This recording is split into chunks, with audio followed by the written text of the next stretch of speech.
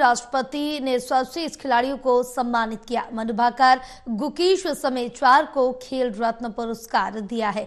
32 खिलाड़ियों को मिले अर्जुन अवार्ड। तो बड़ी जानकारी आप तक पहुंचा रहे, जो 32 खिलाड़ियों को अर्जुन अवार्ड से नवाजा गया है। राष्ट्रपति द्रौपदी मुर्मू ने सर्वश्रेष्ठ खिलाड़ियों को सम्मानित किया है, जिसमें से मनु भाकर को सम्मानित किया गया है। गुकेश समेत 4 और खिलाड़ियों को खेल रत्न पुरस्कार से सम्मानित किया गया है। 32 खिलाड़ियों को अर्जुन अवार्ड मिले हैं।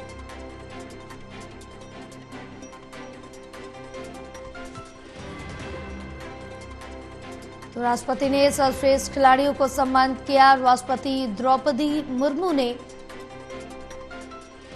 सर्वश्रेष्ठ खिलाड़ियों को सम्मानित किया है, जिसमें से मनु भाकर हैं, गुकेश हैं, इनके साथ 4 और खिलाड़ियों को खेल रत्न पुरस्कार मिला है।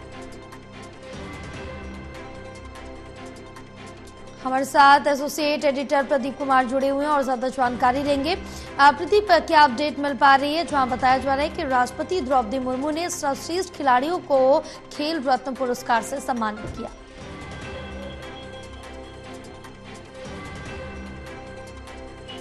देखिए, ये जानकारी मिल पा रही है कि जो संसद का बजट सत्र शुरू होना है उसकी संभावना है 31 जनवरी से वो शुरू होगा, क्योंकि बजट सत्र जो होता है अमूमन जिस तरीके से 1 फरवरी को संसद में बजट पेश होता है, तो ऐसे में 31 जनवरी को बजट सत्र का आगाज होता है।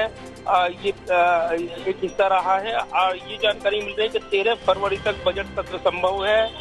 संसद के बजट सत्र की तारीख का औपचारिक ऐलान वो कभी भी किया जा सकता है, इस तरह की जानकारी मिल रही है। तो ये जरूर है कि संसद का बजट सत्र काफी महत्वपूर्ण रहेगा। संसद का बजट सत्र अमूमन 2 चरणों में संपन्न होता है, क्योंकि जो बजट का सत्र का पहला हिस्सा होता है उसमें बजट लाया जाता है, उसके बाद अनुदान मांगे, पूरक मांगे, उस पर संसदीय समिति विचार करती है और फिर बजट सत्र के दूसरे हिस्से में उन मांगों को पारित किया जाता है।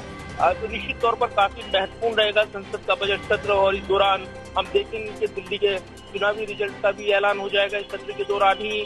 तो ऐसे में निश्चित तौर पर कई अन्य मुद्दों को लेकर, अलग अलग मुद्दों को लेकर जो पीछे घमासान देखने को मिला था संसद के पिछले सत्र में, जोर आजमाइश लगातार देखने को मिली थी सत्ता पक्ष विपक्ष के बीच, ऐसे में वो जोरदार तरीके से आगे बजट सत्र पर भी उसका असर, उसका जो बहस है वो देखने को मिल सकती है।